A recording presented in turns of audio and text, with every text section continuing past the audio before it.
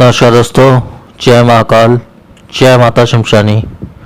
आज की वीडियो में मैं महेंद्री यक्षिणी साधना दे रहा हूँ, जो कि एक शक्तिशाली यक्षिणियों में से एक है। सबसे पहले इसके कुछ लाभ देख लेते हैं। लाभ इसके इस प्रकार से हैं। ये सिद्ध होने के पश्चात जो है साधक को अलौकिक शक्तियाँ प्रदान करती है। इसके अलावा ज़मीन के नीचे बसे हुए लोगों की जानकारी देती है, अपने तथा अन्य दिव्य लोकों की जानकारी देती है, मानसिक अलौकिक शक्तियाँ प्रदान करती है, साधक की रक्षा सुरक्षा करती है, साधक को दिव्य मंत्र तथा साधनाएं इत्यादि प्रदान करती है, अपने लोक के दिव्य वस्तुएं प्रदान करती है। तो इस प्रकार से बहुत से ऐसे फायदे हैं जिस वजह से इस यक्षिणी की साधना की जाती है। अब इस साधना का विधान बता देता हूँ। इस साधना को या तो अमावस की रात में किया जा सकता है या किसी भी कृष्ण पक्ष के शुक्रवार से या इतवार से इस साधना को शुरू किया जा सकता है। तो इस साधना में दिशा आपकी उत्तर की रहेगी। उत्तर की दिशा में मुख करके एक लकड़ी की चौकी बिछा ले। उसके ऊपर में एक नीले रंग का वस्त्र बिछा ले। उसके ऊपर में थोड़े से अक्षत यानी चावल के दो ढेरी आप रख लें और उसके ऊपर में चमेली के तेल के 2 दीपक आप आड़ी बाती वाली लगा ले। वो दोनों चावल की ढेरी के ऊपर में अपनी तरफ मुख करके। उसके पश्चात आपको उसके सामने 5 पान के पत्ते रखने हैं। पान के पत्तों में हर एक पान के पत्तों में एक सैगा लौंग बिना टूटा फूटा हुआ एक सैगा लौंग रखना है। एक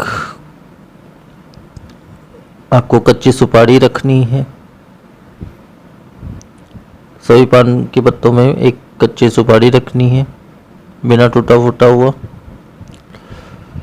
और सभी पान के पत्तों में एक बताशा रखना है। तो इस प्रकार से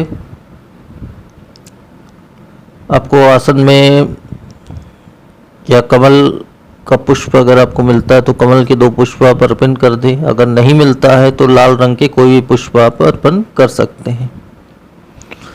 इस प्रकार से आसन को सजा लें। चमेली या मोगरे की इत्र का छिड़काव कर ले आसन पर। स्नान इत्यादि कर इस साधना को करें। स्वयं पर भी श्वेत वस्त्र धारण करके साधना को करें। स्वच्छ वस्त्र धारण करके इस साधना को करना है। अब इसमें मोगरे या चमेली के इत्र का दोनों इत्रों का छिड़काव आसन पे भी करना है, स्वयं पर भी करना है, और साधना के दौरान पूर्ण ब्रह्मचार्य और पूर्ण शाकाहारी भोजन आपको करना है। और इसमें जो है शरीर बंधन अनिवार्य है। शरीर बंधन तथा सुरक्षा की राह अवश्य ही लगा ले साधना के दौरान। और आपके बैठने का आसन भी नीला होगा या नीले रंग का कोई भी वस्त्र को आप आसन के रूप में प्रयोग कर सकते हैं। सुगंधित 5 अगरबत्ती या सुगंधित धूप लगा लें आप। और इस प्रकार से आपको साधना करनी है। उक्त मंत्र का आप 11 माला पाठ करेंगे। साधना रात्रि 11 से सुबह 4 बजे के बीच में होगी। और उक्त मंत्र का आप 11 माला जो पाठ करेंगे रुद्राक्षी माला से पाठ करेंगे।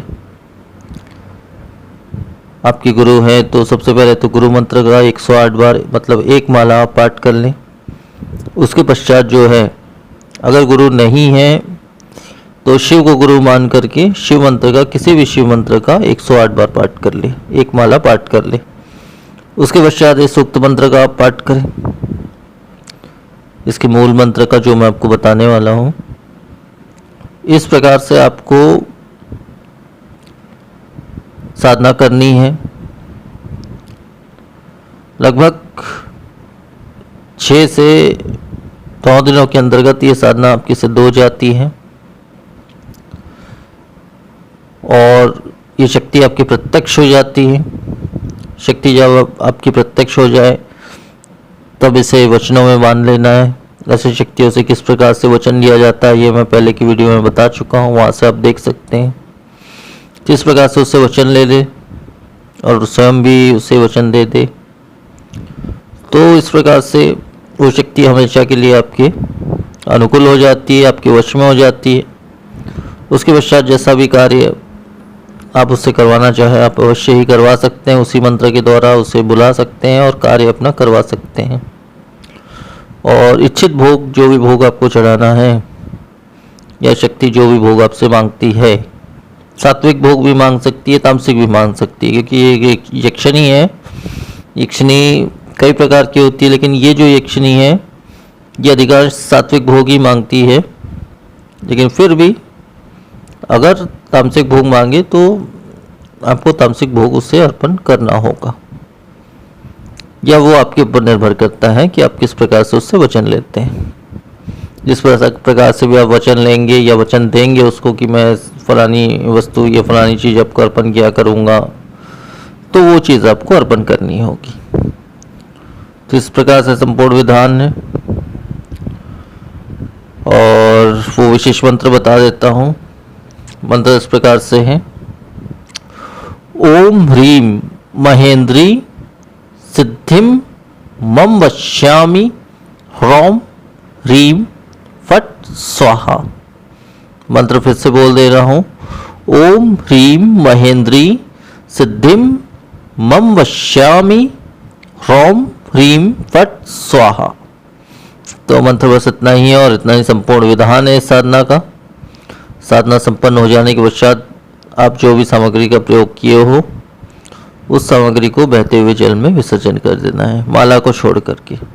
बाकी सारी सामग्री को आपको बहते जल में विसर्जन कर देना है। माला को आपको स्वच्छ या अच्छे स्थान पर आपको स्थापित कर देना है या रख देना है, या पूजा पाठ के स्थान पे भी आप रख सकते हैं। रोजाना धूप दीप इत्यादि आप उसे दिखा सकते हैं। तो इस प्रकार से पूर्ण विधान है इस साधना का। तो आज के वीडियो में फिर इतना ही। नमस्कार।